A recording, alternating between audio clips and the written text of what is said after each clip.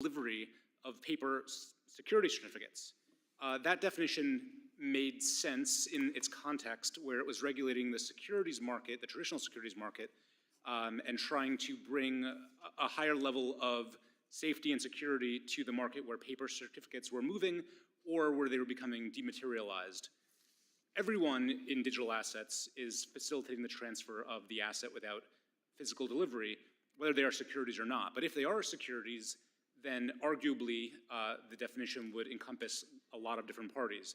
Now, if a firm like a digital asset trading platform holds all the assets itself so that it can update its books in real time with every trade, it doesn't really seem like you need a separate clearing agency to just add an intermediation that is not actually technically necessary. Thank you for your answer. The final point I'll say, legislation is needed to fix this. Thank you. Thank you. I yield back. Thank you, Mr. Flood, and turn to my friend from North Carolina, Mr. Nickel, for 5 minutes.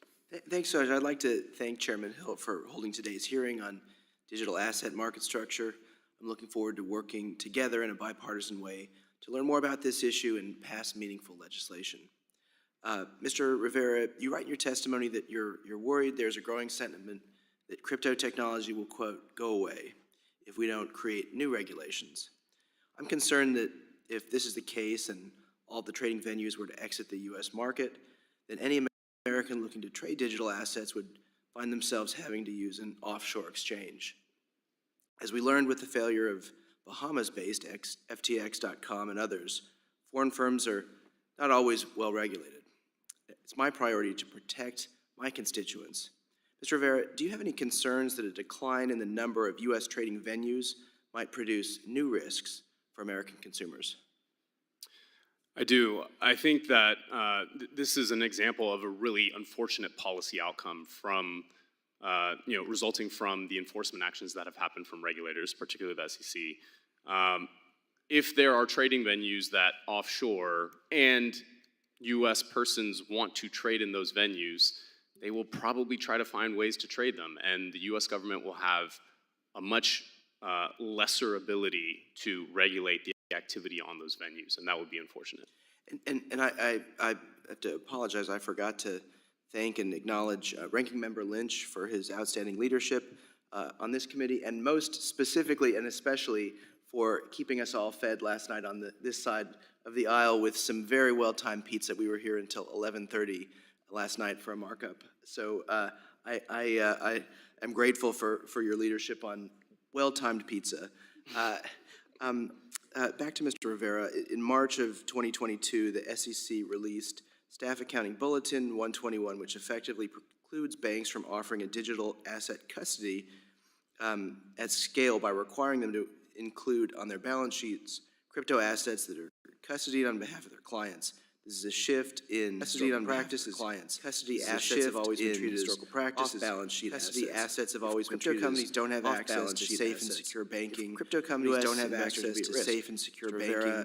If U.S. can't provide this service, who would? Are you concerned that some may this service? Who would? Are you concerned that some may? Indeed, there should be meaningful engagement with custodial. There should be meaningful engagement with custodial and banks to the extent that they want to provide, and banks to the extent that they want to have avenues that they can pursue to do that. They should have avenues that they can pursue. SAB 121. SAB 121 limits their ability to do that in any meaningful way. Effectively limits their ability costly for them to have to over-collateralize the digital assets they hold as liabilities on their balance sheet. Thanks. Now, Ms. Belcher, to you. Some have claimed that digital asset market structure legislation would only legitimize and facilitate illicit activities. I've also claimed that digital assets are unnecessary and fail to add real value to our financial and technological systems. I'm doing my best to try to understand this issue and dig in. Could you provide us with some background on the use cases for Filecoin and the service that is helping to provide? Absolutely. Thank you so much for the question. You know, Filecoin Filecoin is just one example of cryptocurrency, but it is enabling hundreds of applications and use cases. Those include human rights applications. In addition to Starling Labs, International Criminal Court, evidence verification, they're also storing the U.S. Shoah Foundation's Genocide Survivor Testimony Archives. We also have with us here today the Pellinger Archives, which is using decentralized technologies to store rare films. We have the Freedom of the Press Foundation that's exploring using decentralized technologies for secure document exchange between journalists and anonymous sources.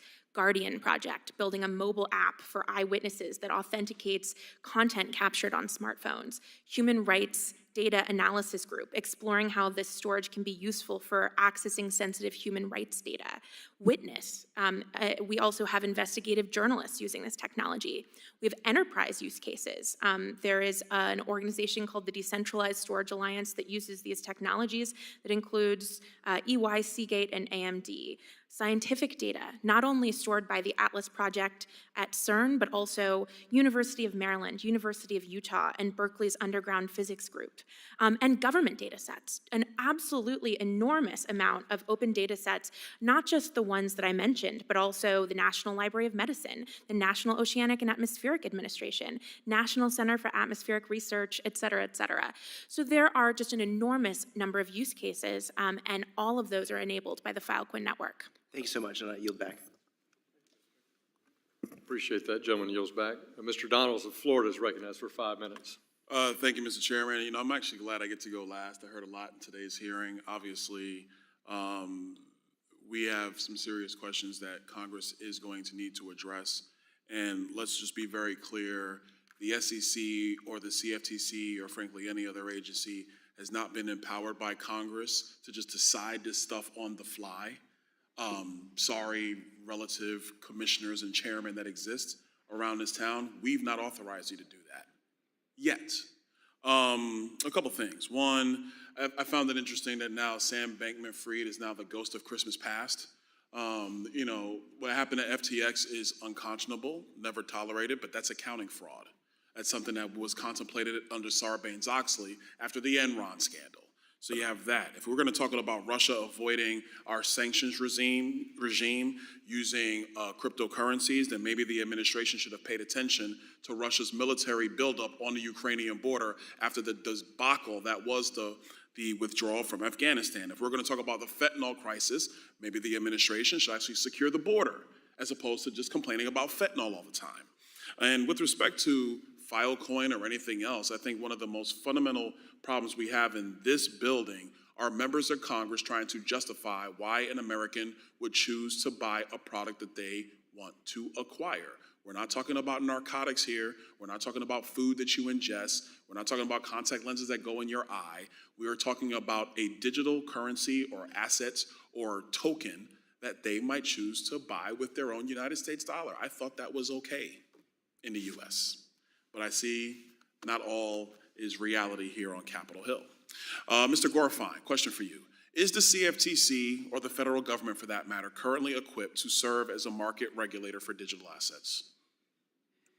So the CFTC, by virtue of overseeing futures, swaps, options that are predicated on commodities, gains very good understanding of commodities and the underlying markets and the asset. They currently don't have that authority to regulate the spot market, but as I noted earlier, there are some unique characteristics of digital commodities that may make it reasonable to say we need to have federal market supervision. So I like your answer, but I'm also down to 2 minutes and 36 seconds. I want to hone in on one thing. The operative word in your sentence is may. Does the CFTC, if this is the agency that looks like closest to be able, do they have the manpower, the technical knowledge, the expertise to adequately be a market regulator of digital assets? Yes, they already are, and they do have that expertise. They do have that knowledge. Chairman Benham has been testifying as such. So this is something that they may need additional resources given the size and scope of digital commodity markets. But they do have that expertise, and the professional staff there is well equipped to understand the underlying commodity market. Okay. Mr. Zweighorn, can you elaborate on some of the incompatibilities between the digital asset marketplace and traditional financial structure marketplaces? Sure. Well, so as we've talked about many times in this hearing, there are lots of digital assets that have functional uses. So in order to use Filecoin, for example, I don't believe Filecoin is a security, but if somebody did, if Congress was to say, or the SEC was to say Filecoin is a security, then everybody that touches Filecoin would need to be a regulated intermediary. Hey, real quick, let me just say, as a member of Congress, Filecoin is not a security, but continue, go ahead. Better than me. So if you were to buy Filecoin because you want to use it, you want to store files, you can only buy it through registered broker-dealer. The system through which it gets transferred to you would need to be a registered exchange to actually find the buyer and seller, and a clearing agency in order to actually send it to you. And those basically make it impossible to use for its intended purpose, because you're not going to have all of the entities involved in facilitating storage of data be SEC regulated for financial services activities. Okay. Last question, Mr. Rivera, given that Congress is already behind the curve regarding blockchain technology, how do we ensure what is proposed today applies down the road? Applies what? How do we ensure that some of the topics and conversations that are being talked about today in this committee can apply down the road?